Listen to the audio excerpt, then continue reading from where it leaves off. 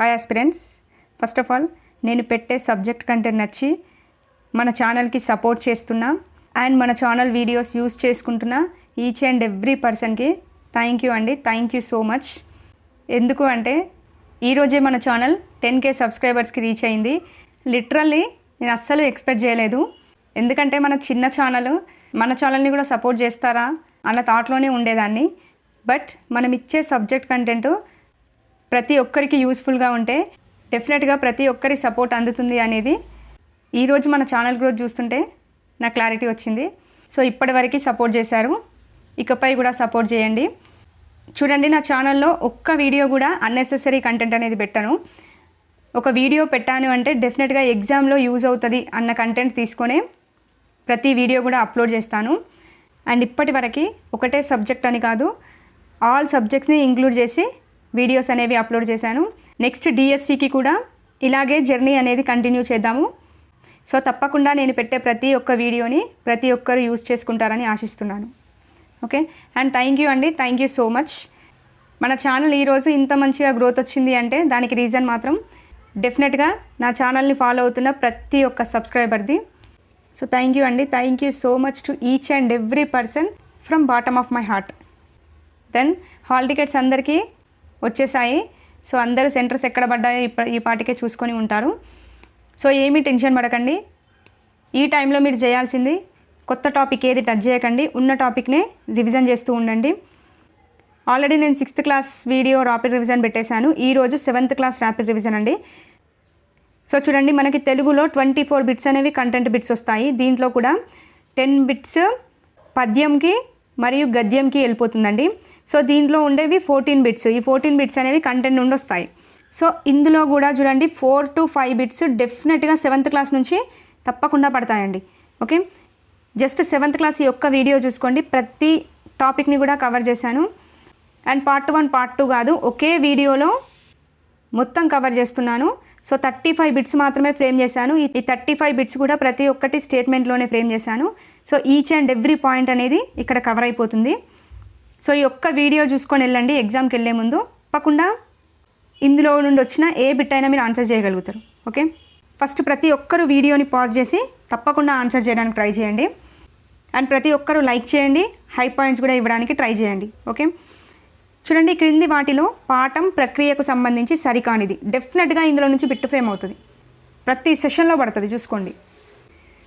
చూడండి, చదువు అనే పాఠ్యభాగం కథానిక ప్రక్రియకు చెందింది. కరెక్టా అండి? కాదు కదండి. చదువు అనే పాఠ్యభాగాన్ని రాసింది ఎవరు? కొరవి గోపరాజు రాశాడు. ఓకే, సో ఇది వచ్చేసి కథా కావ్య ప్రక్రియకు చెందింది. ఓకే, కథా కావ్యం అనే ప్రక్రియకు చెందింది. నెక్స్ట్ అమ్మ జ్ఞాపకాలు వచన కవిత. ఎస్, ఇది కరెక్టే. ఇది ప్రీవియస్ స్టేట్లో అడిగాడండి, ఇదే విధంగా ఫ్రేమ్ అయింది. అమ్మ జ్ఞాపకాలు అనేది ఏ ప్రక్రియకు చెందింది అని అడిగాడు, వచన కవిత. సో ఈ అమ్మ జ్ఞాపకాలు రాసింది ఎవరు? టి కృష్ణమూర్తి యాదవ్ రాశాడు. ఇది కూడా గుర్తుపెట్టుకోవాలి. నెక్స్ట్ ప్రేరణ ఆత్మకథ. ఎస్, ఇది కరెక్టే. ప్రేరణ రాసింది ఎవరు? ఏపీజే అబ్దుల్ కలాం రాశాడు. నెక్స్ట్ ఏ కులం గేయ ప్రక్రియకు చెందింది. ఇది కరెక్టే. దీన్ని రాసింది చెరబండ రాజు. ఓకే, ప్రీవియస్ స్టెట్ పేపర్స్ చూడండి, ఒక పాఠం నేమ్ ఇచ్చేసి ఆ పాఠ్యభాగాన్ని రాసింది ఎవరు అని కూడా బిట్ ఫ్రేమ్ అయిందండి. ఓకే, ప్రతిదీ చూసుకోవాలి. 6th క్లాస్ నుంచి 8th క్లాస్ వరకు ప్రతి టాపిక్, ఆ కవి ఎవరు, ఆ ఇతివృత్తం ఏంటి, ఆ ప్రక్రియ ఏంటి, డెఫినెట్గా చూసుకోండి. తప్పకుండా బిట్ ఫ్రేమ్ అవుతుంది. నెక్స్ట్ బిట్, క్రింది వాటిలో సరైన స్టేట్మెంట్. చూడండి, శిల్పి అనే పాఠం యొక్క ఇతివృత్తం శ్రమ సౌందర్యం. కరెక్టా అండి? కాదు కదండి. ఇది ప్రీవియస్ డిఎస్సి బిట్ 2024 డిఎస్సిలో పడింది. ఇదే విధంగా బిట్ ఫ్రేమ్ అయింది. శిల్పి అనే పాఠం యొక్క ఇతివృత్తం ఏంటి అని అడిగాడు. శ్రమ సౌందర్యం అని ఇచ్చాడు, కానీ శ్రమ సౌందర్యం కాదు, కళా సౌందర్యం. ఓకే, ఇందులో ప్రతి ఒక్క కళ గురించి మెన్షన్ చేస్తాడు, గుర్తుపెట్టుకోండి. శిల్పి అనే పాఠ్యభాగం కళా సౌందర్యం అనే ఇతివృత్తాన్ని కలిగి ఉంటుంది. ఓకే, మరి శిల్పి పాఠ్యభాగాన్ని రాసింది ఎవరండి? రీకాల్ చేసుకోండి, గుర్రం జాషువా రాశాడు. అవునా? ఇదే ప్రక్రియ అండి, ఖండ కావ్య ప్రక్రియకు చెందింది. ఓకే, ఇది కూడా అడిగాడండి. శిల్పి అనే పాఠ్యభాగం ఏ ప్రక్రియకు చెందింది అని అడిగాడు. ఖండ కావ్య ప్రక్రియకు చెందింది. ఓకే, నెక్స్ట్ సీత ఇష్టాలు అనే పాఠం యొక్క ఇతివృత్తం బాలికా విద్య. ఎస్, ఇది కరెక్టే కదండి. సీత ఇష్టాలు అనేది ప్రక్రియ అయితే బుర్ర కథ అండి. ఓకే, ఇది ప్రీవియస్ స్టేట్లో పడింది. సీత ఇష్టాలు అనే పాఠం యొక్క ప్రక్రియ ఏంటి అని అడిగాడు, బుర్రకథ. ఇతివృత్తం అయితే బాలికా విద్య. ఓకే, సో సరైన స్టేట్మెంట్ కాబట్టి 2 అనేది కరెక్ట్. ఓకే, ఇక్కడ మెన్షన్ చేసిన బిట్స్లలో ఆల్మోస్ట్ ప్రీవియస్లో టచ్ అయిన బిట్సే ఎక్కువగా ఫ్రేమ్ చేస్తాను, చూసుకోండి. నెక్స్ట్ బిట్, క్రింది వాటిలో సరైనవి గుర్తించండి. కొరవి గోపరాజు 18వ శతాబ్దానికి చెందినవాడు. కరెక్టా అండి? కాదు కదండి. కొరవి గోపరాజు వచ్చేసి 15వ శతాబ్దానికి చెందినవాడు. ప్రీవియస్ డిఎస్సి బిట్ ఇది కూడా. ఓకే, కొరవి గోపరాజు శతాబ్దం గుర్తుపెట్టుకోవాలి. గోన బుద్ధారెడ్డి ఎన్నో శతాబ్దం? 13వ శతాబ్దం. ఈయనది గుర్తుపెట్టుకోవాలి. నెక్స్ట్ నన్నయ్యది గుర్తుపెట్టుకోండి. నెక్స్ట్ పాల్కురికి సోమనాథుడిది గుర్తుపెట్టుకోండి. ఓకే, నెక్స్ట్ కథాకావ్యంలో విషయం ప్రధానం. కరెక్టా అండి? కాదు కదండి. కథాకావ్యంలో వస్తువు ప్రధానంగా ఉంటుంది. ఓకే, విషయం కాదు, అక్కడ వస్తువు అనేది ప్రధానంగా ఉంటుంది. ఓకే, రమణీయ కథన విధానం కలిగిన కావ్యమే కథాకావ్యం. ఎస్, ఇది కరెక్టే. ఇది టెట్లో పడింది బిట్. రమణీయ కథన విధానం కలిగిన కావ్యమే కథాకావ్యం. ఓకే, నెక్స్ట్ వివిధ కథల సమాహార కావ్యమే కథాకావ్యం. ఎస్, ఇది కరెక్టే. ఓకే, సో ఈ కథాకావ్యంలో విషయం ప్రధానంగా ఉంటుంది. నెక్స్ట్ వివిధ కథల సమాహార కావ్యమే కథాకావ్యం. నెక్స్ట్ రమణీయ కథన విధానం కలిగిన కావ్యమే కథాకావ్యం.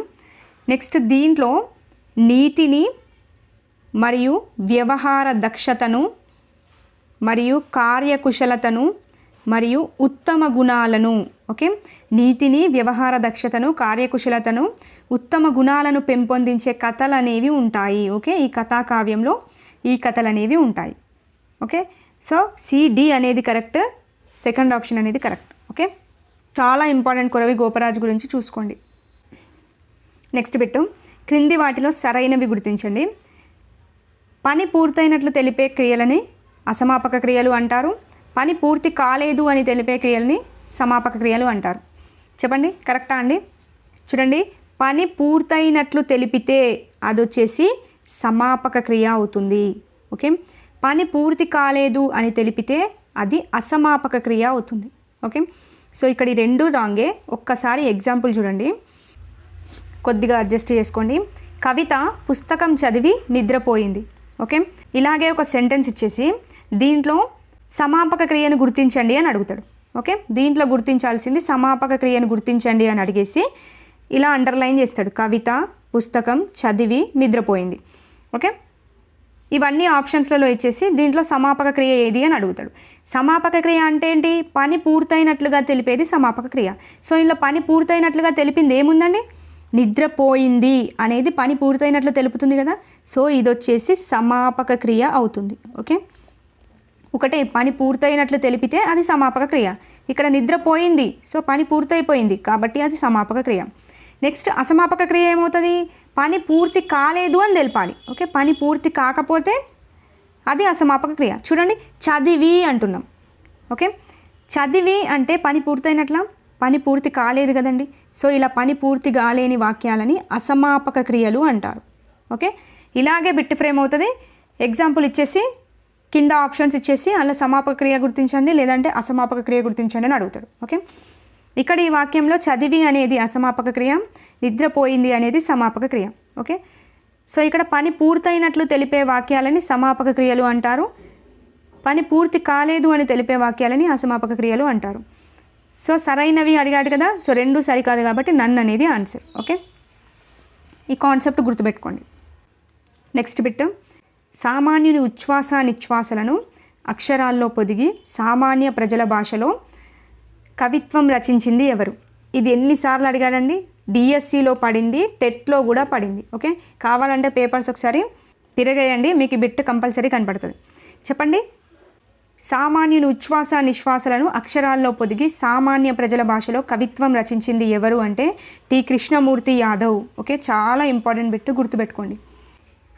నెక్స్ట్ బిట్, పద్య గేయాల్లో ఉండే ఛందస్సు మాత్రాగణాల నియమం లేకుండా స్వేచ్ఛగా భావయుక్త వాక్యాలతో ఉండేది. చెప్పండి, కథానిక, ఖండకావ్యం, వచన కవిత, కావ్యం ఏమవుతుందండి? చూడండి, ఇక్కడ పద్య గేయాల్లో ఉండే ఛందస్సు మాత్రాగణాలతో నియమం లేకుండా స్వేచ్ఛగా భావయుక్త వాక్యాలతో ఉండేది వచన కవిత. ఓకే, ఇది అమ్మ జ్ఞాపకాలు రాశాడు కదా కృష్ణమూర్తి యాదవ్. సో ఆ పాఠం యొక్క ప్రక్రియ ఏది అంటే వచన కవిత. ఓకే, ఈ వచన కవిత అనేది మనకి ఆంగ్ల సాహిత్య ప్రభావంతో వచ్చిందండి. ఓకే, దీన్ని ఆంగ్లంలో ఏమంటారు అంటే ఫ్రీ వర్స్ అంటారు. ఓకే, ఇది ప్రీవియస్ స్టేట్లో అడిగాడు. ఫ్రీ వర్స్ అనగా దేన్ని పిలుస్తారు అని అడిగాడు. వచన కవితని ఫ్రీ వర్స్ అని పిలుస్తారు.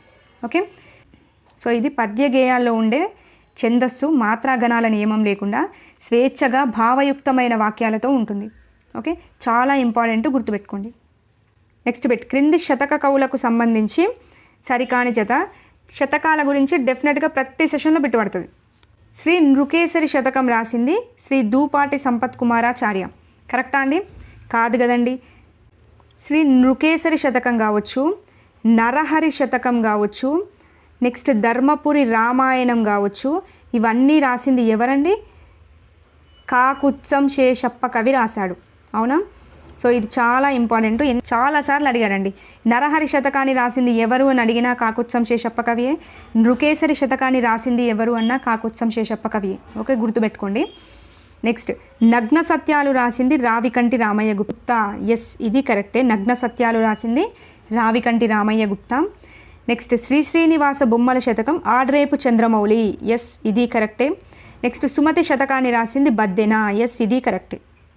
ఓకే, ఈ బద్దెన దగ్గర ఒక పాయింట్ గుర్తుపెట్టుకోండి, ఈయన 13వ శతాబ్దానికి చెందిన కవి. ఓకే, సో శతకాలు వాటిని రాసింది ఎవరు?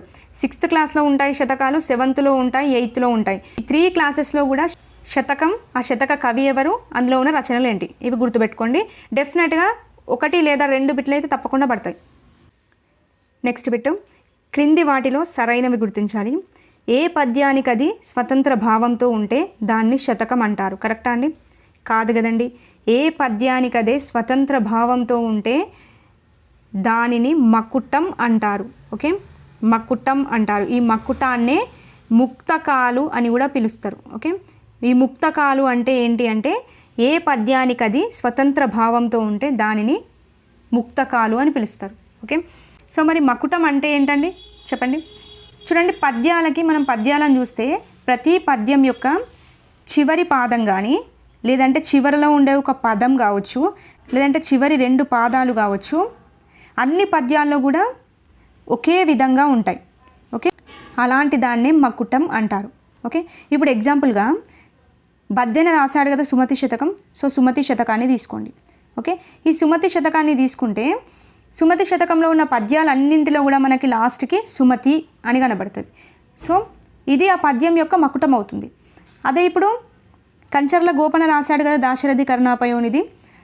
సో ఆయన పద్యాలు చూడండి, ప్రతి పద్యంలో కూడా చివరి లైన్లో దాశరథి కరుణాపయోనిధి అని కనిపిస్తుంది. సో ఇది ఆ పద్యం యొక్క మకుటం అవుతుంది. ఓకే, ఇదన్నట్టు. నెక్స్ట్ చూడండి, నీతిశాస్త్ర ముక్తావళి అనే గ్రంథాన్ని రాసింది వేమన. కరెక్టా అండి? కాదు కదండి. నీతిశాస్త్ర ముక్తావళి అనే గ్రంథాన్ని రాసింది ఎవరు? బద్దెన రాశాడు. ఓకే, ఇది చాలా టైమ్స్ టెట్లో అడిగాడు. నీతిశాస్త్ర ముక్తావళి అనే గ్రంథాన్ని రాసింది ఎవరు అంటే బద్దెన. ఓకే, ఈయన 13వ శతాబ్దానికి చెందిన కవి, ఇది కూడా గుర్తుపెట్టుకోండి. నెక్స్ట్ వేమన అయితే 17వ శతాబ్దానికి చెందినవాడు. ఓకే, నెక్స్ట్ మంత్రకూట వేమనగా ప్రసిద్ధి చెందింది రావికంటి రామయ్య గుప్తా. ఎస్, కరెక్టే కదండి. ఇది ప్రీవియస్ స్టేట్లో అడిగాడు. మంత్రకూట వేమన మరియు వరకవి. ఓకే, మంత్రకూట వేమనగా వరకవిగా ప్రసిద్ధి చెందిన వారు ఎవరు అంటే రావికంటి రామయ్య గుప్తా. ఓకే, వీళ్ళ రచనల గురించి నెక్స్ట్ బిట్ ఫ్రేమ్ చేశాను. నెక్స్ట్ చూడండి, కవి శశాంక అనే బిరుదు కల వ్యక్తి శ్రీ దూపాటి సంపత్ కుమారాచార్య. కరెక్టా అండి? కాదు కదండి. కవి శశాంక అనే బిరుదు ఎవరికి కలదు చెప్పండి? ఆడేపు చంద్రమౌళికి కలదు. ఓకే, ఆడేపు చంద్రమౌళి యొక్క బిరుదు ఏంటి అంటే కవి శశాంక. మంత్రకూట వేమన అనే బిరుదు ఎవరిది అంటే రావికంటి రామయ్య గుప్తా. ఓకే, సో మనకు సరైనవి కాబట్టి సి మాత్రమే సరైనది. సో 3rd ఆప్షన్ అనేది కరెక్ట్. ఓకే, ఇందులో ప్రతి బిట్టు ఇంపార్టెంటే చూసుకోండి. నెక్స్ట్ బిట్టు, రావికంటి రామయ్య గుప్తా రచన కానిదేది చెప్పండి. చాలా ఇంపార్టెంట్ ఇది కూడా. రావికంటి రామయ్య గుప్తాని ఏమని పిలుస్తారని చెప్పాను, ఇందాకే చెప్పాను కదా. వరకవిగా మంత్రకూట వేమనగా పిలుస్తారు. ఓకే, ఈయనకి కవిరత్న అనే బిరుదు కూడా ఉంది. సో ఈయన రాసిన రచనలు ఏంటి అని అడిగాడు. చెప్పండి. రాజరాజేశ్వరి శతకం కరెక్టా? కాదు కదండి. రాజరాజేశ్వరి శతకం రాసింది ఎవరు అంటే ఆడేపు చంద్రమౌళి. ఓకే, చాలా ఇంపార్టెంట్. ఆడేపు చంద్రమౌళి రాశాడు. ఈయనదే ఇంకొకటి ఉంటుంది, రామాయణ రమణీయం. ఓకే, ఈ రామాయణ రమణీయం అనేది రాసింది కూడా ఆడ్రేపు చంద్రమౌళి. ఇది చాలా టైమ్స్ పడింది. రామాయణ రమణీయం అనే పద్య కావ్యాన్ని రాసింది ఎవరు అని అడిగాడు, ఆడేపు చంద్రమౌళి. నెక్స్ట్ ఈయన రాసింది గౌతమేశ్వర శతకం, వరద గోదావరి, గీతామృతం. ఓకే, ఇక్కడ చిన్నగా ఈ రచనలకు సంబంధించి ఒక చిన్న షార్ట్కట్ గుర్తుపెట్టుకోండి. గీత గౌతమి రామయ్యతో కలిసి గోదావరి పుష్కరాలకి వెళ్ళారు.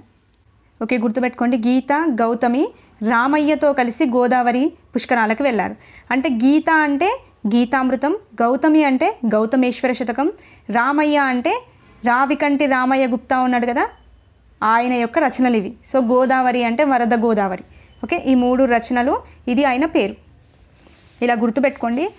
ప్రతి రచనకి కూడా ఏదో ఒక షార్ట్కట్ పాయింట్ చేసుకొని గుర్తుపెట్టుకోండి. అండ్ ఇంకోటి షార్ట్కట్ ట్రిక్స్ చెప్పమంటున్నారు రచనలు గుర్తుపెట్టుకోవడానికి. చూడండి, నేను అబ్జర్వ్ చేసింది చెప్తున్నాను. ఎవరో చెప్పిన షార్ట్కట్ గుర్తుపెట్టుకుంటే అది కొంతకాలం మాత్రమే గుర్తుంటుంది, అండ్ అసలు గుర్తొస్తుందో లేదో కూడా తెలియదండి. అదే మీరే ఓన్గా చేసుకొని షార్ట్కట్ గుర్తుపెట్టుకుంటే లైఫ్ టైం గుర్తుంటుంది అది. ఓకే, ఎవరిపైన డిపెండ్ అవ్వకండి. ఓన్గా మీరే ఆ పాయింట్ని 2-3 సార్లు చదవండి. దానికి సంబంధించిన ట్రిక్ ప్రతి ఒక్కరికి అర్థమైపోతుంది. దాన్ని బట్టి మీరు ట్రిక్ పెట్టేసుకోండి. దాన్నే పదే రిపీట్ చేస్తూ ఉంటే డెఫినెట్గా గుర్తుంటుంది. ఓకే, ఎవరిపైన డిపెండ్ అవ్వకండి, మీరే చేసుకోండి తప్పకుండా షార్ట్కట్ ట్రిక్స్. నెక్స్ట్ బిట్ చూడండి. క్రింది వాటిలో సరైన స్టేట్మెంట్. పూర్వస్వరానికి పరస్వరం వచ్చి చేరినప్పుడు పరస్వరమే నిలుస్తుంది, దీన్నే సంధి అంటారు. కరెక్టా అండి? చెప్పండి. చూడండి ఒకసారి ఎగ్జాంపుల్గా చిన్న కాన్సెప్ట్. నేడిక్కడ అనే దాన్ని విడదీసి మనం సందుగా రాస్తాం. సో రాసినప్పుడు నేడు ప్లస్ ఇక్కడ అని రాస్తాం, అవునా? సో ఇక్కడ ఇది పూర్వస్వరం అవుతుంది, ఇది పరస్వరం అవుతుందండి. ఓకే, చూడండి, నేడు అని అంటున్నాం. సో డూ అంటున్నామంటే ఇక్కడ డూ అనేది మనకి ఏ విధంగా ఏర్పడ్డదండి చెప్పండి. మొన్నటి క్లాస్లో చెప్పాను కదా, డూ ప్లస్ ఊ ఈ 2 కలిస్తేనే మనకి డూ అనే వర్డ్ ఏర్పడుతుంది, అవునా? సో ఇక్కడ మొదటి పదంలో చివరి అచ్చు, ఓకే, ఇది పూర్వస్వరం కదా, ఈ పూర్వస్వరంలో మొదటి పదంలో చివరి అచ్చు ఏముందండి? ఊ ఉంది. ఓకే, నెక్స్ట్ చూడండి, రెండవ పదం ఏంటి? పరస్వరం. పరస్వరంలో మొదటి అచ్చు ఏముంది? ఈ ఉంది. ఓకే, అంటే మొదటి పదం అంటే పూర్వస్వరంలో చివరి అచ్చు ఊ ఉంది, ప్లస్ పరస్వరంలో మొదటి అచ్చు ఈ ఉంది. ఓకే, ఈ 2 కలిసినప్పుడు మనకి ఏ స్వరం అనేది వినిపిస్తుందండి? చూడండి, నేడు ప్లస్ ఇక్కడ, నేడిక్కడ, నేడిక్కడ. చూడండి, నేడిక్కడ ఈ అనే వర్డ్ వినిపిస్తుంది. నేడిక్కడ ఏం వినిపిస్తుంది? ఈ అనే వర్డ్ వినిపిస్తుంది, అవునా? సో దాన్ని విడదీస్తే నేడు అనే శబ్దం వినిపిస్తుంది, ఊ శబ్దం వినిపిస్తుంది. అదే దాన్ని కలిపి రాస్తే నేడిక్కడ అంటున్న ఈ అనే శబ్దం అనేది వినిపిస్తుంది, అవునా? సో అంటే ఇక్కడ ఇదేంటి? పూర్వస్వరము, ఇదేంటి? పరస్వరం. ఓకే, ఇక్కడ ఏం నిలిచిందండి? ఈ అనేది నిలిచింది. అంటే పూర్వస్వరం నిలిచిందా, పరస్వరం నిలిచిందా? ఈ అనేది పరస్వరం కదా, సో పరస్వరం అనేది నిలిచింది. ఓకే, ఇలా పూర్వస్వరానికి పరస్వరం వచ్చి చేరినప్పుడు మనకి ఏం నిలుస్తుందండి? పరస్వరమే నిలుస్తుంది. ఓకే, సో చూడండి, పూర్వస్వరానికి పరస్వరం వచ్చి చేరినప్పుడు పరస్వరమే నిలుస్తుంది. ఇలా జరిగితే దాన్నే మనం సంధి అని అంటాం. ఓకే, చాలా ఇంపార్టెంట్ పాయింట్ ఇది. కాన్సెప్ట్ ఒకటే, పూర్వస్వరం ఉంది, పరస్వరం ఉంది. ఈ పూర్వస్వరానికి పరస్వరం వచ్చి చేరితే అక్కడ పరస్వరమే నిలుస్తుంది, దీన్నే సంధి అంటారు. ఓకే, అందుకే ఇక్కడ క్లారిటీగా ఎగ్జాంపుల్ కూడా చెప్పాను. నేడు ఇక్కడ అనే వర్డ్ ఉంది, దాన్ని విడదీసి రాసాం. సో నేడు ప్లస్ ఇక్కడ అయింది. ఓకే, ఇది పూర్వస్వరం అవుతుంది, ఇది పరస్వరం అవుతుంది. చూడండి, పూర్వస్వరంలో మనకి డు అంటే చివరి అచ్చు ఏమి వినిపిస్తుంది? ఊ అనేది వినిపిస్తుంది. పరస్వరంలో మొదటి అచ్చు ఈ, ఓకే, అంటే ఇకారం అనేది వినిపిస్తుంది. సో ఇక్కడ ఈ 2 విడదీసి రాసాం. సో ఈ రెండింటిని కలిపి రాస్తే ఏమవుతుంది? ఊ ప్లస్ ఈ రెండింటిని కలిపి రాస్తే మనకి ఇక్కడ ఈ అనే శబ్దమే వినిపిస్తుంది. సో అంటే మనకి నిలిచింది ఏంటి? సో పూర్వస్వరం పోయి పరస్వరం మాత్రమే నిలుస్తుంది, దీన్నే సంధి అని పిలుస్తారు. ఓకే, ప్రతి ఒక్క దాంట్లో ఇలాగే జరుగుతుంది, చూసుకోండి. నెక్స్ట్, ఒక వర్ణం స్థానంలో మరొక వర్ణం వచ్చి చేరడాన్ని ఏకాదేశం అంటారు. ఎస్, ఇది ఆబ్వియస్లీ కరెక్ట్ అండి. ప్రతి సెషన్లో ఈ బిట్ అనేది ఫ్రేమ్ అవుతుంది. ఈ ఏకాదేశం పైన కావచ్చు, వైకల్పికం పైన కావచ్చు తప్పకుండా బిట్ వస్తుంది. చూడండి, ఒక వర్ణం స్థానంలో మరొక వర్ణం వచ్చి చేరడాన్ని ఏకాదేశం అంటారు. Okay, so third option AB అనేది 2 కరెక్ట్. ఓకే, ఈ 2 పాయింట్స్ చాలా ఇంపార్టెంట్, తప్పకుండా గుర్తుపెట్టుకోండి. ఏదో మాకు కాన్సెప్ట్ గుర్తుండదు అంటే బట్టి అయినా సరే పట్టి గుర్తుపెట్టుకోండి. నెక్స్ట్ బిట్, క్రింది వాటిలో సరైనవి గుర్తించండి. చూడండి, శబ్నం అనే కవితా సంపుటిని రాసింది పల్లా దుర్గయ్య. కరెక్టా అండి? కాదు కదండి. శబ్నం మరియు తొక్కుడు బండ. ఓకే, శబ్నం మరియు తొక్కుడు బండ అనే కవితా సంపుటులను రాసింది టి కృష్ణమూర్తి యాదవ్ రాశాడు. ఓకే, చాలా ఇంపార్టెంట్, ప్రతి సెషన్లో పడింది. తొక్కుడు బండ రాసింది ఎవరు అని అడిగాడు, శబ్నం రాసింది ఎవరు అని అడిగాడు. సో కృష్ణమూర్తి యాదవ్. మరి పల్లా దుర్గయ్య ఏం రాశాడండి? 6th క్లాస్లో వస్తుంది కదా, పాలవెల్లి గంగిరెద్దు రాయడం జరిగింది. ఓకే, ఈ పాయింట్స్ గుర్తుపెట్టుకోండి. నెక్స్ట్, రాగమాల మా ఊరు అనే రచనలు చేసింది అచ్చి వెంకటాచార్యులు. ఎస్, కరెక్టే కదండి. అచ్చి వెంకటాచార్యులు ఏం రాశాడు? పల్లె అందాలు అనే టాపిక్ని రాయడం జరిగింది. సో ఈయన రాగమాల, మా ఊరు, అండాల్ బుర్రకథ. ఓకే, ఈ అండాల్ బుర్రకథ అని రాసింది కూడా అచ్చి వెంకటాచార్యులే. ఈయనకే కవి శిఖామణి అనే బిరుదు కూడా ఉంటుంది, గుర్తుపెట్టుకోండి. ఓకే, నెక్స్ట్ బిట్, క్రీస్తు చరిత్ర, స్వప్న కథ, నేతాజీ అనే రచనలు చేసింది టి కృష్ణమూర్తి యాదవ్. కరెక్టా అండి? కాదు కదండి. టి కృష్ణమూర్తి యాదవ్ రాసింది ఏంటి? శబ్నం మరియు తొక్కుడు బండ రాశాడు. సో క్రీస్తు చరిత్ర, స్వప్న కథ, నేతాజీ మరియు గబ్బిలం, ఫిరదౌసి, నెక్స్ట్ ముంతాజ్ మహల్, నెక్స్ట్ స్వప్న కథ, ఇవన్నీ రాసింది గుర్రం జాషువా రాశాడు. అవునా? సో గుర్రం జాషువా అనేది కరెక్ట్. సో ఈయన రచనల నుంచి తప్పకుండా ప్రతి సెషన్లో బిట్ ఫ్రేమ్ అవుతుంది. కొంచెం స్ట్రెస్ చేసి అయినా సరే ఆయన రచనలు గుర్తుపెట్టుకోండి. నెక్స్ట్, నవయుగ కవి చక్రవర్తి అనే బిరుదు గుర్రం జాషువాకి కలదు. ఎస్, కరెక్టే కదండి. చాలా టైమ్స్ పడింది ఇది కూడా బిట్టు. నవయుగ కవి చక్రవర్తి మరియు మధుర శ్రీనాథ. ఓకే, నవయుగ కవి చక్రవర్తి, మధుర శ్రీనాథ అనే బిరుదులు ఎవరికి కలవు అంటే గుర్రం జాషువాకి కలవు. ఓకే, సో సరైనవి కాబట్టి బి, డి అనేవి మాత్రమే సరైనవి. 4th ఆప్షన్ అనేది కరెక్ట్. నెక్స్ట్ బిట్ చూడండి, క్రింది వాటిలో సరైనవి గుర్తించాలి. ఏమ్యాదులయందు ఇత్తునకు అచ్చుపరమైతే సంధి బహుళముగా నగును. కరెక్టా అండి? చెప్పండి. కాదు కదండి. ఏమ్యాదులయందు ఇత్తునకు అచ్చుపరమైనప్పుడు సంధి అనేది వైకల్పికంగా అవుతుందండి. ఓకే, వైకల్పికము అనేది ఇక్కడ ఆన్సర్. ఏమ్యాదులు అంటే ఏంటి మరి? ఏమ్యాదులు అంటే ఏవి, ఏమి, ఏది, ఇవి, ఇది, అవి, అది అని ఉంటుంది కదా. సో వాటిని ఏమ్యాదులు అంటారు. ఓకే, ఏవి, ఏమి, ఏది, ఇవి, ఇది, అవి, అది అలాంటివి ఏమ్యాదులు. సో ఈ ఏమ్యాదులయందు ఇత్తునకు అచ్చుపరమైతే సంధి వైకల్పికముగా నగుతుంది. దానినే ఇత్వ సంధి అని పిలుస్తారు. ఓకే, ఇది ఇత్వ సంధి యొక్క సూత్రం. నెక్స్ట్ చూడండి, మొత్తం ఇత్వ సంధి గురించి ఇదంతా. ఇత్వ సంధిలో మొదటి పదం చివరి అచ్చు అనేది ఉకారం ఉంటుంది. చెప్పండి, కరెక్టా అండి? చూడండి, ఇది ప్రీవియస్ డిఎస్సిలో పడింది, సేమ్ యాస్టిస్ ఇదే విధంగా బిట్ ఫ్రేమ్ అయింది. ఇత్వ సంధిలో మొదటి పదం యొక్క చివరి అచ్చు ఏమై ఉంటుంది అని అడిగాడు. చూడండి, ఇప్పుడు ఇత్వ సంధి అంటే ఏంటి? ఏమ్యాదులయందు ఎత్తునకు అచ్చుపరం కావాలి. అలా అచ్చుపరం అయితే దాన్ని ఇత్వ సంధి అని పిలుస్తాం. అవునా? సో ఇప్పుడు ఒక ఎగ్జాంపుల్ చూద్దాము. చూడండి, ఇక్కడ ఏమయ్యే అని ఉంది. ఓకే, కొంచెం అడ్జస్ట్ చేసుకోండి, ఎందుకంటే మనది ఫోన్లో ఎక్స్ప్లెనేషన్ కాబట్టి కొద్దిగా క్లారిటీగా రాయలేం. సో అడ్జస్ట్ చేసుకోండి ప్లీజ్. సో దీన్ని ఏమని రాస్తామండి? ఏమ్యాదుల ఇత్తునకు అని చెప్పాను కదా. సో చూడండి, ఏమి అనే పదం వచ్చింది, ఏమయ్యే. సో దీన్ని ఏం రాస్తాము? ఏమి ప్లస్ అయ్యేగా రాస్తాం. అవునా? ఇది ఇత్వ సంధి అంటాం. సో ఇప్పుడు చూడండి, ఇక్కడ ఏమయ్యేని ఏమి ప్లస్ అయ్యేగా రాసినాం. ఓకే, సో దీన్ని మొదటి పదం అంటాము, దీన్ని చివరి పదం అంటాము. అవునా?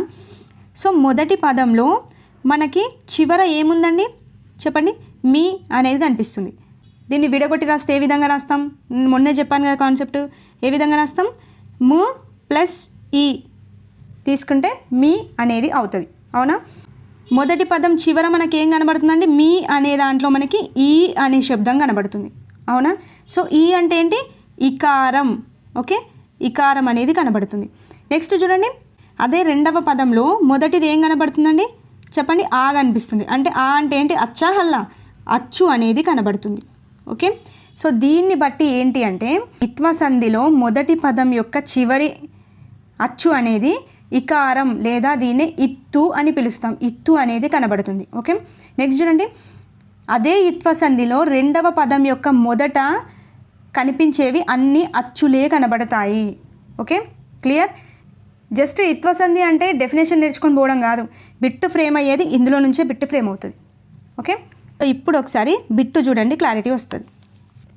చూడండి, ఇత్వ సంధిలో మొదటి పదం చివర అచ్చు ఉకారం అంట. చూడండి, మొదటి పదం యొక్క చివర అచ్చు ఏంటి, ఇకారం. అంటే ఇత్తు అనేది కనబడాలి. ఓకే, ఉకారం కనబడదు కదా, సో ఇది తీసేయచ్చు. ఓకే, ఇది ప్రీవియస్ డిఎస్సిలో పడింది. ఇంకో బిట్ ఏ విధంగా ఫ్రేమ్ అవుతుందంటే ఇత్వ సంధిలో రెండవ పదం యొక్క మొదట అన్నీ ఏం కనబడతాయి, అచ్చులే కనబడతాయి, హల్లులే కనబడతాయి, ఉభయాక్షరాలు కనబడతాయి అని అడుగుతాడు. ఏం కనబడతాయండి, రెండవ పదం యొక్క మొదట అన్నీ అచ్చులే కనబడతాయి. ఓకే, ఈ రెండు కంపల్సరీగా చాలా ఇంపార్టెంట్, గుర్తుపెట్టుకోండి.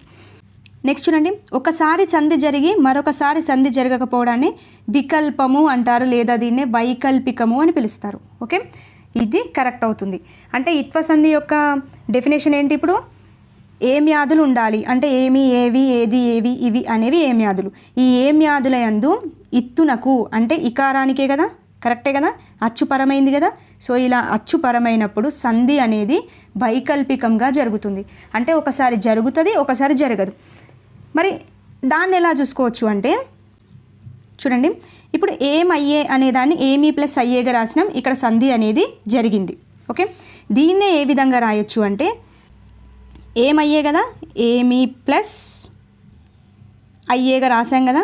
సో దీన్నే ఏమయ్యే అనేదాన్ని ఏమి అయ్యే అని కూడా రాయొచ్చు. ఓకే, చూడండి, ఇక్కడ ఏమీ ప్లస్ అయ్యే ఏమయ్యేగా మారిపోయింది, అంటే సంధి జరిగింది. ఇక్కడ ఏమీ ప్లస్ అయ్యేని ఏమి అయ్యే అని రాసాం. ఓకే, అంటే ఏమి అయ్యే అంటే మనకి ఇక్కడ సంధి జరగదు. సంధి జరిగిందా, జరగలేదు. జరగకుండా ఎడాగమం అనేది వచ్చి చేరింది, అంటే యా అనే అక్షరం చేరింది కదా. సో ఇక్కడ సంధి జరిగిందా, జరగలేదు. సంధి జరిగితే ఏమయ్యేగా రాసిస్తాం. సంధి జరగలేదు కాబట్టి ఏమి అయ్యేగా రాసాం, అంటే ఇక్కడ ఎడాగమం అనేది వచ్చి చేరుతుంది. ఓకే, ఇక్కడ కూడా బిట్ ఏంటి అంటే ఇత్వ సంధిలో సంధి జరగకపోతే మనకు అక్కడ ఏమొచ్చి చేరుతుంది అంటే ఎడాగమం అనేది వచ్చి చేరుతుంది. ఓకే, అంటే యా చేరింది కదా, సో దీన్నే ఎడాగమం అని పిలుస్తాం. ఓకే, ఇది కాన్సెప్ట్. ఇప్పుడు ఇత్వ సంధి యొక్క డెఫినేషన్ ఏంటి, ఒకసారి సంధి జరిగి మరొకసారి సంధి జరగకపోవడాన్ని వైకల్పికం అంటాం కదా. చూడండి, ఏమయ్యేలో ఒకసారి సంధి జరిగింది, అదే ఏమయ్యే వర్డ్ని తీసుకొని రాస్తే ఏమి అయ్యేగా కూడా రాయొచ్చు. సో అక్కడ సంధి జరగలేదు. ఇలా ఒకసారి సంధి జరిగి ఒకసారి సంధి జరగకపోతే దాన్ని వైకల్పికము అంటారు. ఇది దేనికి వర్తిస్తుంది అంటే ఇత్వ సంధికి వర్తిస్తుంది. ఓకే, నేను ఇక్కడ చెప్పిన ప్రతి పాయింట్ ఇంపార్టెంటే. సో కాన్సెప్ట్ ఈ విధంగా నేర్చుకుంటేనే బిట్ ఏ విధంగా వచ్చినా కానీ ఆన్సర్ చేయడానికి స్కోప్ ఉంటుంది. ఓకే, సో ఇక్కడ సరైంది కాబట్టి సి మాత్రమే సరైంది, ఫోర్త్ ఆప్షన్ అనేది correct. Clear, I hope you understand. Next bit చూడండి, ఎన్నిసార్లు పడిందండి ఈ బిట్టు టెట్లో, చాలా టైమ్స్ రిపీట్ అయింది. ఏపీజే అబ్దుల్ కలాంకి రాణి పురస్కారం ఏంటి? మనకు టెక్స్ట్ బుక్లో ఏమి ఇస్తాడు అంటే ఏపీజే అబ్దుల్ కలాంకి వచ్చినవి మాత్రమే ఇస్తాడు. ఏమేమి వచ్చాయి ఆయనకి, భారతరత్న వచ్చింది, పద్మభూషణ్ వచ్చింది, పద్మవిభూషణ్ వచ్చింది. ఓకే, రాణిది వచ్చేసి పద్మశ్రీ అనేది రాలేదు. ఓకే, నెక్స్ట్ బిట్టు, శోభ అనే మాసపత్రికను రాసింది ఎవరు చెప్పండి? అచ్చి వెంకటాచార్యులు, రాయప్రోలు సుబ్బారావు, కొరవి గోపరాజు, దేవులపల్లి రామానుజరావు. ఎవరు రాశారండి? శోభ అనే మాసపత్రికను రాసింది దేవులపల్లి రామానుజరావు. చాలా ఇంపార్టెంట్, కంపల్సరిగా గుర్తుపెట్టుకోండి. సో ఈయన శోభ అనే సాహిత్య మాసపత్రికనే కాకుండా గోల్కొండ అనే పత్రికను కూడా కొంతకాలం నడుపుతాడండి. ఓకే, గోల్కొండ అనే పత్రికను నడిపాడు. అంతేకాకుండా ఈయన రాసిన ఆత్మకథ చాలా ఇంపార్టెంట్, 70 సంవత్సరాల జ్ఞాపకాలు. ఓకే, ఏ 10 సంవత్సరాల జ్ఞాపకాలు అనేది ఎవరి ఆత్మకథ అంటే దేవులపల్లి రామానుజరావు గారి ఆత్మకథ. ఇతని కొన్ని రచనలు ఉంటాయి. ఓకే, జస్ట్ రీకాల్ చేసుకోనికి మాత్రమే చెప్తున్నాను, రీకాల్ చేసుకోండి. ఏమేమి ఉంటాయండి? పచ్చతోరణం, సారస్వత నవనీతం, నెక్స్ట్ తెనుగు సాహితీ, నెక్స్ట్ వేగు చుక్కలు, నెక్స్ట్ తెలంగాణ జాతీయోద్యమాలు. ఓకే, ఇక్కడ పచ్చతోరణం, సారస్వత నవనీతం అనేది నెంబర్ ఆఫ్ టైమ్స్ పడింది. నెక్స్ట్ తెనుగు సాహితీ, వేగు చుక్కలు, తెలంగాణ జాతీయోద్యమాలు అనేవి రాసింది దేవులపల్లి రామానుజరావు. నెక్స్ట్ గోల్కొండ అనే పత్రికను కూడా నడిపింది దేవులపల్లి రామానుజరావు. ఏ 10 సంవత్సరాల జ్ఞాపకాలు అనే ఆత్మకథ ఎవరికి సంబంధించింది అంటే దేవులపల్లి రామానుజరావు. ఈ పాయింట్స్ అన్నీ గుర్తుపెట్టుకోండి. నెక్స్ట్ బిట్, క్రింది రచనలకు సంబంధించి సరికానిది చూడండి. గమ్యం ముట్టడి రాసింది బద్దం భాస్కరారెడ్డి. కరెక్టా అండి? ఎస్, కరెక్టే కదండి. గమ్యం ముట్టడి పల్లవి. ఓకే, ఈ గమ్యం ముట్టడి పల్లవి అనేవి రాసింది చెరబండరాజు. ఓకే, చెరబండరాజుకి మరో పేరు ఏంటి? బద్దం భాస్కరారెడ్డి. ఓకే, అంటే ఆయన యొక్క అసలు పేరు. అండ్ ఇక్కడ ఇంకోటి చెరబండరాజుకు సంబంధించి ఇంకొక పాయింట్ చాలా ఇంపార్టెంట్. ఇతడినే దిగంబర కవి అని పిలుస్తారు. ఓకే, చాలా టైమ్స్ పడింది, డిఎస్సిలో కూడా పడింది. దిగంబర కవి అని ఎవరికి పేరు అని అంటే బద్దం భాస్కరారెడ్డికి పేరు. ఈయననే చెరబండరాజు అని కూడా పిలుస్తారు. ఓకే, ఈ పాయింట్స్ గుర్తుపెట్టుకోండి. నెక్స్ట్ సారస్వత నవనీతం, వేగు చుక్కలు రాసింది దేవులపల్లి రామానుజరావు. కరెక్టే కదండి, ఇందాకే చెప్పాను కదా. శోభ అనే మాసపత్రిక, నెక్స్ట్ పచ్చతోరణం, సారస్వత నవనీతం, వేగు చుక్కలు, తెనుగు సాహితీ, ఏ 10 సంవత్సరాల జ్ఞాపకాలు ఇవన్నీ రాసింది దేవులపల్లి రామానుజరావు. ఓకే, నెక్స్ట్ రమ్యాలోకం, మాధురి దర్శనం రాసింది రాయప్రోలు సుబ్బారావు. ఎస్, ఎగ్జాక్ట్లీ కరెక్టే కదండి. సో ఇది కూడా అడిగాడు, మాధురి దర్శనం రాసింది ఎవరు అని అడిగాడు. రాయప్రోలు సుబ్బారావు రాశాడు. ఈయన యొక్క ఇంకొన్ని రచనలు ఏంటి? తృణ కంకణం రాశాడు. నెక్స్ట్ స్నేహలత అనేది రాశాడు. నెక్స్ట్ స్వప్న కుమార రాశాడు. నెక్స్ట్ కష్టకమల, నెక్స్ట్ జడకుచ్చులు, నెక్స్ట్ వనమాల, ఇవన్నీ కూడా రాయప్రోలు సుబ్బారావు గారి రచనలు. ఎందుకు మళ్ళీ ఇవన్నీ రిపీట్ చేస్తున్నాను అంటే ర్యాపిడ్ రివిజన్ అంటేనే ప్రతి ఒక్కరికి రీకాల్ కావాలి. సో అక్కడ వచ్చిన కాన్సెప్ట్ మొత్తం చెప్తే మీకు ఎంతో కొంత రీకాల్ అవుతుంది అనే ఉద్దేశంతోనే అన్నీ ఓవరాల్గా చెప్తున్నాను. సో తప్పకుండా రీకాల్ చేసుకోండి. సో ఇక్కడ సరికానిది అని అడిగాడు. సో ఇక్కడ పైవన్నీ సరైనవే, ఏది కూడా సరికానిది లేదు. ఓకే, నెక్స్ట్ బిట్ చూడండి. ఇది ప్రీవియస్ టెట్ బిట్టే, కావాలంటే టెట్ పేపర్స్ తిరిగేయండి. స్వదేశీ క్రికెట్టు అని ఏ ఆటకు పేరు చెప్పండి? క్రికెట్టు, ఓమనగుంతలు, చిర్రగోన, హాకీ. స్వదేశీ క్రికెట్టు అని చిర్రగోన ఆటను పిలుస్తారు. ఓకే, ఈ ఆటను భారతంలో కౌరవులు మరియు పాండవులు, ఓకే, ఈ కౌరవులు పాండవులు ఆడినట్లుగా తెలుస్తుందండి. ఇది ఎంతో పురాతనమైన ఆట అని కూడా చెప్పొచ్చు. ఓకే, స్వదేశీ క్రికెట్టు అంటే చిర్రగోన, గుర్తుపెట్టుకోండి. నెక్స్ట్ బిట్, పలనాటి వీర చరిత్రలో చక్కగా వర్ణించబడిన ఆట ఏది చెప్పండి? పులిజూదం, అక్షక్రీడ, కోడిపందెములు, మల్ల యుద్ధాలు. చూడండి, పలనాటి వీర చరిత్రలో చక్కగా వర్ణించబడ్డ ఆట ఏది అంటే కోడి పందాల ఆట. ఓకే, మీరు text book line to line చదివితే ఈ పాయింట్స్ అనేవి కనబడతాయి. సో ఇక్కడ అక్షక్రీడ ఉంది కదా, అక్షక్రీడనే ఏమని పిలుస్తారండి? పాచికల ఆట ఉంది కదా, ఈ పాచికల ఆటనే అక్షక్రీడ అని పిలుస్తారు. ఓకే, ఈ పాచికల ఆట వచ్చేసి ఉత్తర హరివంశంలో, ఓకే, ఈ పాయింట్ గుర్తుపెట్టుకోండి, ఉత్తర హరివంశంలో రుక్మిణి శ్రీకృష్ణులు ఆడిన ఆటగా ఈ ఆటను పిలుస్తారు. దేన్ని? అక్షక్రీడని లేదా పాచికల ఆటని ఉత్తర హరివంశంలో రుక్మిణి శ్రీకృష్ణులు ఆడినట్లుగా ఉత్తర హరివంశంలో తెలుపుతారండి. ఓకే, గుర్తుపెట్టుకోండి. నెక్స్ట్ పులిజూదం చూడండి. పులిజూదంలో పులుల సంఖ్య వచ్చేసి 3కి మించకూడదు, అదే మేకల సంఖ్య అయితే 16కి మించరాదు. ఓకే, ఇవి కూడా గుర్తుపెట్టుకోవాలి కంపల్సరీ. పులులైతే 3కి మించరాదు, అదే మేకలైతే 16 వరకు ఉండొచ్చు. ఓకే, ఇది. నెక్స్ట్ మల్ల యుద్ధాలు ఉంది కదా, ఈ మల్ల యుద్ధాలు కుస్తీలు అనేవి మనకి ఏ పండగలో సందర్భంగా చేస్తారు అంటే దసరా పండగ సందర్భంలో భాగంగా నిర్వహిస్తారు. ఓకే, సో ఇక్కడ ప్రతి పాయింట్ ఇంపార్టెంట్ చూసుకోండి. అక్కడ వచ్చిన టాపిక్ మొత్తం ఇక్కడ కవర్ అయిపోయింది. నెక్స్ట్ బిట్, ఓమన గుంటల ఆటలో గుంటల సంఖ్య. ఇది మొన్న జరిగిన డిఎస్సిలో పడిందండి బిట్, అందుకే సపరేట్గా ఫ్రేమ్ చేశాను. చూడండి ఎంత ఈజీ అనుకుంటాం, కానీ అక్కడ కన్ఫ్యూజ్ అయితే మాత్రం బిట్టు పోయినట్టే. చెప్పండి ఎన్ని గుంటలు ఉంటాయండి? 14 గుంటలు ఉంటాయి. ఇది కూడా టెక్స్ట్ బుక్లో మెన్షన్ చేశాడు. ఓకే, నెక్స్ట్ బిట్ క్రింది వాక్యాలకు సంబంధించి సరికానిది. ఈ వాక్యాల నుంచి కూడా బిట్ ఫ్రేమ్ అవుతుందండి ప్రతిసారి. చూడండి, చేతులు కడుక్కో అనేది అనుమత్యర్థక వాక్యం. కరెక్టా అండి? చెప్పండి. కాదు కదండి. అనుమత్యర్థక వాక్యం అంటే ఏంటి? అనుమతిని గురించి తెలుపుతుంది. ఓకే, అంటే ఇప్పుడు నేను లోపలికి రావచ్చా అంటే మీరు లోపలికి రావచ్చు అని అంటున్నాం, అంటే అనుమతిస్తున్నాం. లేదంటే మీరు బయటికి వెళ్ళవచ్చు ఇలా చెప్తాం కదా, అంటే అనుమతి ఇస్తున్నాం. అనుమతిని కోరితే అది అనుమత్యర్థక వాక్యం. మరి ఇక్కడ చేతులు కడుక్కో అనేది ఏ వాక్యం అవుతుంది అంటే విద్యార్థక వాక్యం అవుతుందండి. ఓకే, విద్యార్థక వాక్యం అంటే ఏంటి అంటే విధిగా చేయాలి, అంటే తప్పకుండా చేయాల్సిన పనులు ఉంటాయి కదా, అది నీ విధిగా నీ బాధ్యతగా చేయాల్సిన పని తెలిపేది విద్యార్థక వాక్యం. ఓకే, ఇందులోనే గుర్తుపెట్టుకోండి, విద్యార్థక అంటే విధి అని గుర్తుపెట్టుకోండి. ఓకే, విధిగా చేయాలి అంటే తన బాధ్యతగా చేయాల్సిన పనులను. చూడండి, ఇప్పుడు చేతులు కడుక్కో అంటున్నాం. చేతులు కడుక్కోవడం తన విధి, తన బాధ్యతగా చేయాలి కాబట్టి సో అది విద్యార్థక వాక్యం. నెక్స్ట్ చూడండి, మన రాష్ట్ర రాజధాని ఏది అనేది ఏ వాక్యం? ప్రశ్నార్థక వాక్యం. ప్రశ్న కనబడుతుంది, క్వశ్చన్ మార్క్ అంటే అది ప్రశ్నార్థక వాక్యమే కదా, సో ఇది కరెక్టే. నెక్స్ట్, వసంత ఎంత బాగా పాడిందో.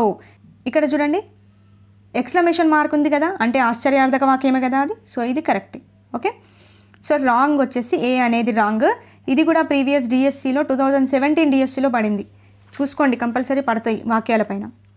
నెక్స్ట్ బిట్ క్రింది వాక్యాలకు సంబంధించి సరైనవి. చూడండి, నేను ఉన్నత చదువులు చదవగలను అనేది ప్రార్థనార్థక వాక్యం అంట. కరెక్టా అండి? కాదు కదండి. ఏమంటున్నాడు? నేను ఉన్నత చదువులు చదవగలను అంటే నేను ఆ పనిని చేయగలను అంటున్నాడు. చేయగలను అంటే అదేమవుతుంది?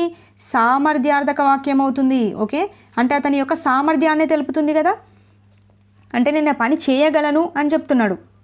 ఏదైనా ఒక వాక్యంలో అతని యొక్క సామర్థ్యాన్ని గురించి తెలిపినట్లుగా ఉంటే అది సామర్థ్యార్థక వాక్యం.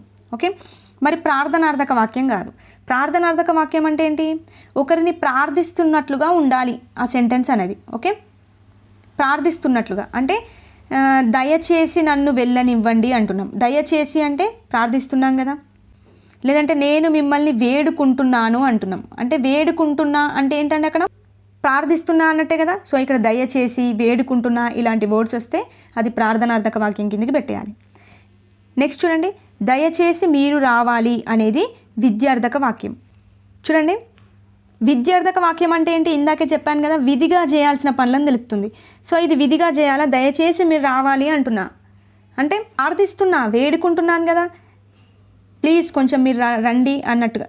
ప్లీజ్ అని అర్థం అక్కడ. దయచేసి మీరు రావాలి అంటే ప్లీజ్ అని అర్థం, అంటే మనం అక్కడ ప్రార్థిస్తున్నాం. సో ఇది ప్రార్థనార్థక వాక్యం కిందకి వెళ్ళిపోతుంది. చూడండి, దయచేసి అని కనబడితే ప్రార్థనార్థక వాక్యం. నెక్స్ట్ చూడండి, నీటిని వృధా చేయవద్దు అనేది నిషేధార్థక వాక్యం. ఎస్, ఆబ్వియస్లీ ఇది correct.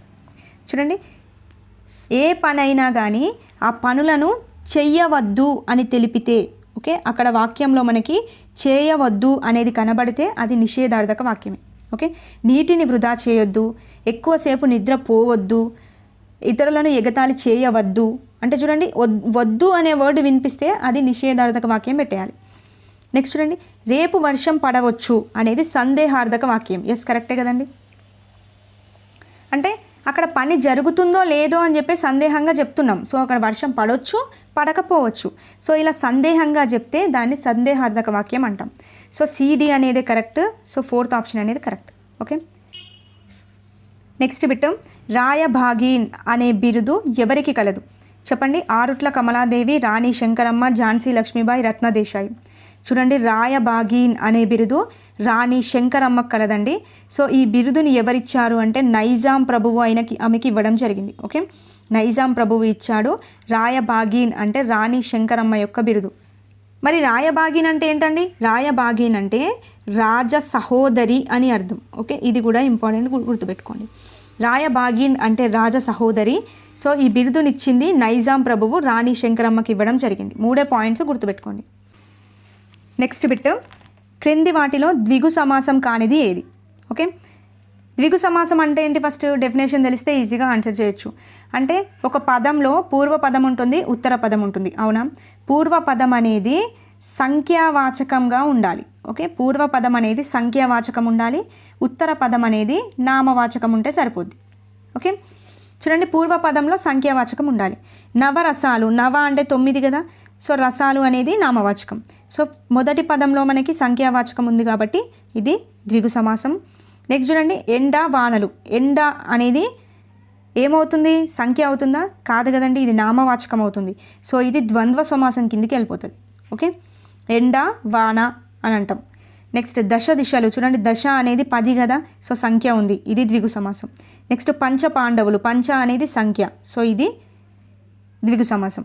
So A C D అనేది దిగు సమాసాలు, బి అనేది ద్వంద్వ సమాసం. ఓకే, గుర్తుపెట్టుకోండి ఇది. నెక్స్ట్ బిట్టు క్రింది వాటిలో సరికానిది.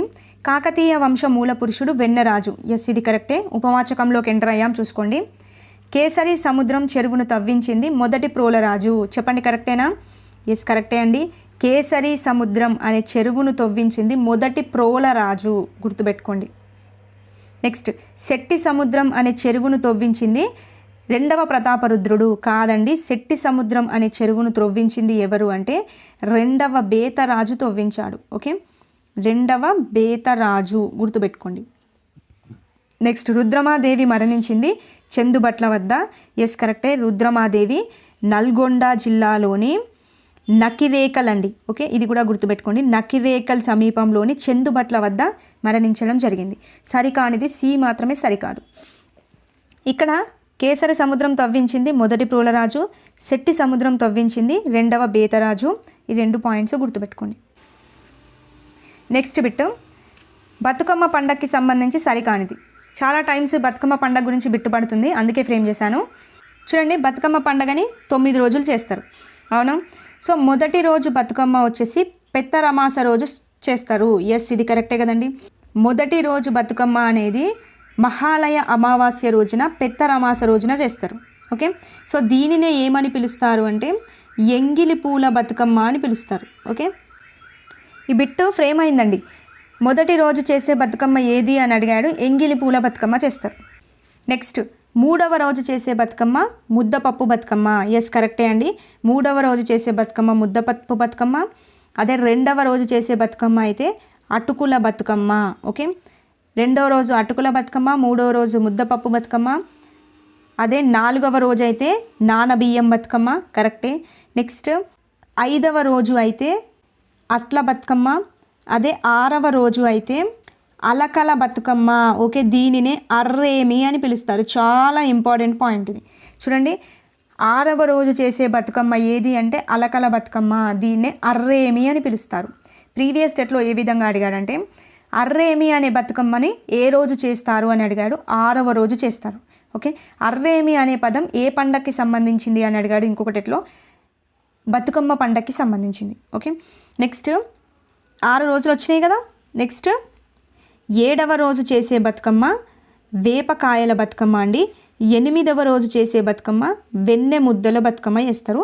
9వ రోజు అయితే సద్దుల బతుకమ్మ. ఓకే, నెక్స్ట్ చూడండి, 8వ రోజు చేసే బతుకమ్మ వేపకాయల బతుకమ్మ. చెప్పండి కరెక్టా? 8వ రోజు చేసేదేంది వెన్నె ముద్దల బతుకమ్మ చేస్తారు. సో ఇది రాంగ్. ఓకే, సరికానిది కాబట్టి డి అనేది రాంగ్. ఇవి గుర్తుపెట్టుకోండి. చూడండి, క్లారిటీ కోసం బిట్టు అలకల బతుకమ్మ ఏ రోజున చేస్తారు చెప్పండి. అలకల బతుకమ్మనే అర్రేమి అని పిలుస్తారు, దీన్ని 6వ రోజు చేస్తారు. ఓకే, ఇలాగే బిట్టు ఫ్రేమ్ అవుతా చూసుకోండి. కొంచెం వీడియో లెంత్గానే ఉంటుందండి, కాన్సెప్ట్ అంతా కవర్ అవ్వాలి కాబట్టి. చూడండి, తెలంగాణ ఉద్యమంలో స్ఫూర్తినిచ్చిన అనేక పాటల మాతృకలన్నీ ఈ పాటల్లోనివి. చెప్పండి, తెలంగాణ ఉద్యమంలో స్ఫూర్తినిచ్చిన అనేక పాటల యొక్క మాతృకలన్నీ జాజిరి పాటలండి. ఓకే, ఇది గుర్తుపెట్టుకోండి. జాజిరి పాటలు అనేది వర్డ్ చాలా ఇంపార్టెంట్, చూసుకోండి. సో మరి జాజిరి పాటలు అనేవి మనకి హోలీ పండగలో భాగంగా కనిపిస్తాయి. సో ఈ హోలీ పండగకి 10 రోజుల ముందు నుండే పల్లెటూర్లలో జాజిరి పాటలు కావచ్చు, నెక్స్ట్ హోలీ పాటలు అనేవి పాడతారండి. ఓకే, నెక్స్ట్ బిట్ ఆరుట్ల కమలాదేవికి సంబంధించి సరికాని వాక్యం. చూడండి, ఈమె అసలు పేరు కవిత. కరెక్టా అండి? కాదు కదండి. ఈమె యొక్క అసలు పేరు రుక్మిణి. ఓకే, ఇది కూడా బిట్ ఫ్రేమ్ అయింది. ఆరుట్ల కమలాదేవి యొక్క పేరేంటి, అసలు పేరు అంటే రుక్మిణి అండి. ఓకే, తర్వాత ఆమె మ్యారేజ్ అయిన తర్వాత కమలాదేవిగా మార్చుకుంటుంది. ఓకే, నెక్స్ట్ ఈమె కొడుకుకు పెట్టిన పేరు విప్లవం. ఎస్, ఇది కరెక్టే. నెక్స్ట్ ఈమె కాకతీయ విశ్వవిద్యాలయం నుండి డాక్టరేట్ పట్టా పొందింది. ఎస్, ఇది కరెక్టే. నెక్స్ట్ స్వతంత్ర భారతదేశంలోని రాష్ట్రాల్లో మొట్టమొదటి ప్రతిపక్ష నాయకురాలు, గుర్తుపెట్టుకోండి, మొట్టమొదటి ప్రతిపక్ష నాయకురాలిగా చరిత్ర సృష్టించింది ఆరుట్ల కమలాదేవి. ఓకే, సో సరికానిది వచ్చేసి ఏ. రైట్, చూడండి లాస్ట్కి వచ్చేసాం. అర్థాలు, నానార్థాలు, వ్యుత్పత్త్యార్థాలు, ప్రకృతి వికృతులు, వీటి గురించి ఇప్పటి నుండి బిట్స్ అనేవి ఫ్రేమ్ చేశాను. చూడండి చాలా ఇంపార్టెంట్, ఎక్కువ స్ట్రెస్ చేసి గుర్తుపెట్టుకోవాలి అనే బిట్స్ మాత్రమే ఫ్రేమ్ చేయడం జరిగింది. సో ఇక్కడ నేను మెన్షన్ చేసినవి మాత్రం కొంచెం స్ట్రెస్ చేసి మరీ గుర్తుపెట్టుకోండి. చూడండి పదాలు అర్థాలకు సంబంధించి సరికాని జత ప్రీవియస్ స్టెట్లో వచ్చినవి కూడా ఫ్రేమ్ పెట్టాను ఇక్కడ. అనిశం అంటే అద్భుతం అంట, చెప్పండి కరెక్టా? కాదు కదండి. అనిశం అంటే ఎల్లప్పుడూ అని అర్థం. ఓకే, గుర్తుపెట్టుకోండి, ఎల్లప్పుడూ అని అర్థం అనిశం అంటే. నెక్స్ట్ అంబరం అంటే వస్త్రం లేదా బట్ట. నెక్స్ట్ ఒరులు అంటే ఇతరులు, కరెక్టే. నెక్స్ట్ కలిమి అంటే సంపద.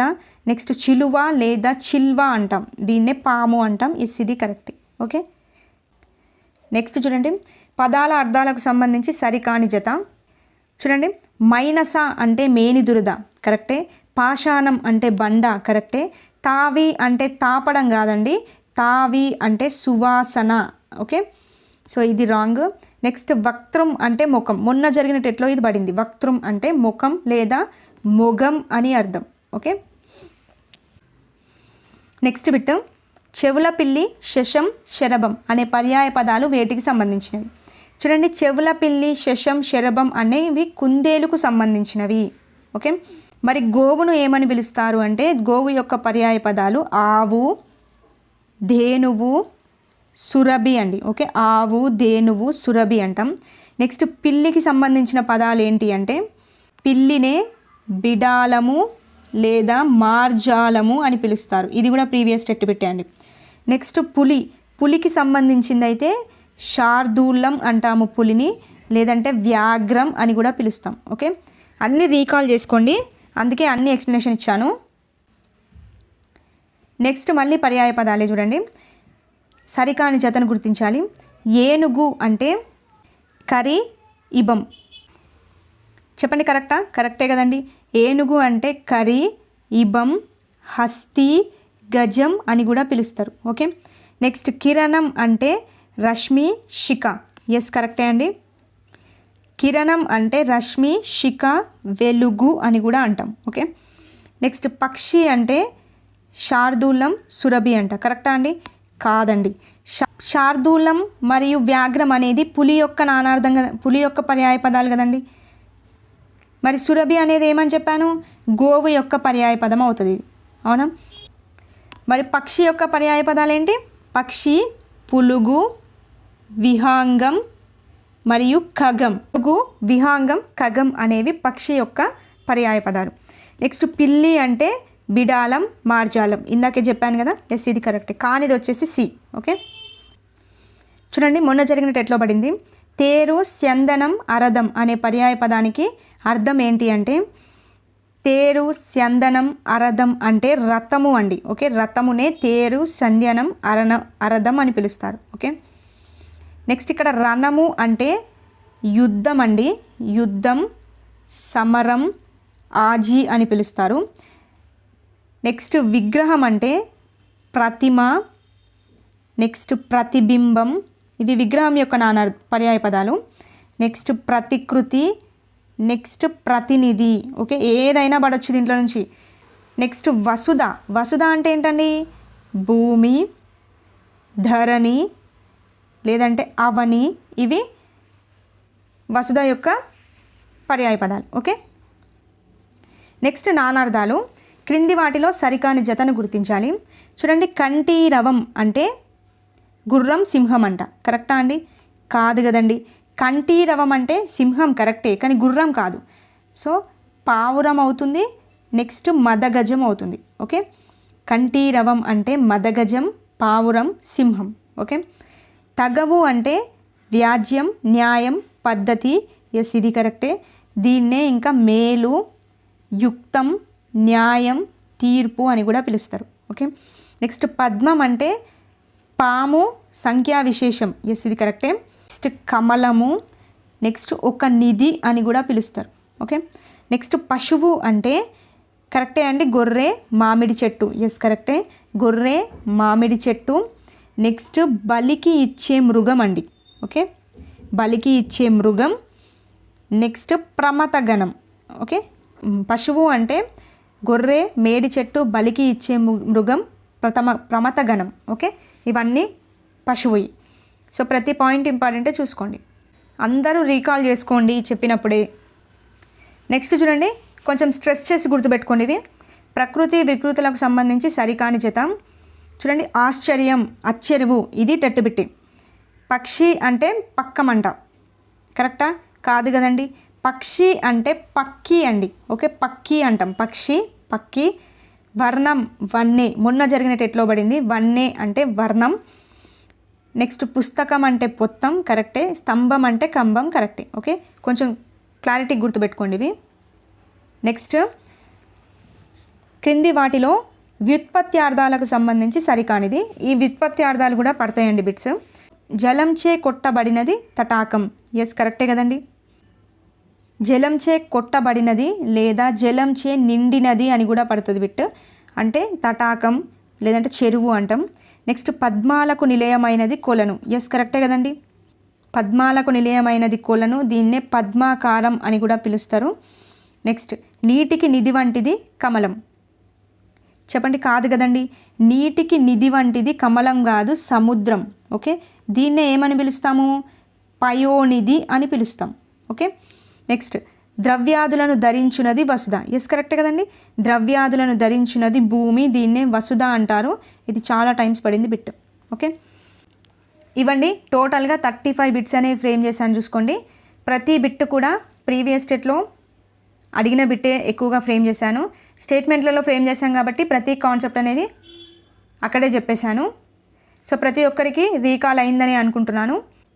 ప్రతి ఒక్కరికి బెస్ట్ ఆఫ్ లక్ అండి. అందరూ మంచి స్కోర్ గెయిన్ చేయాలని హార్ట్ఫుల్గా కోరుకుంటున్నాను. అండ్ నెక్స్ట్ వీడియోతో మళ్ళీ కలుద్దాం. థ్యాంక్ యూ అండి. Thank you for watching.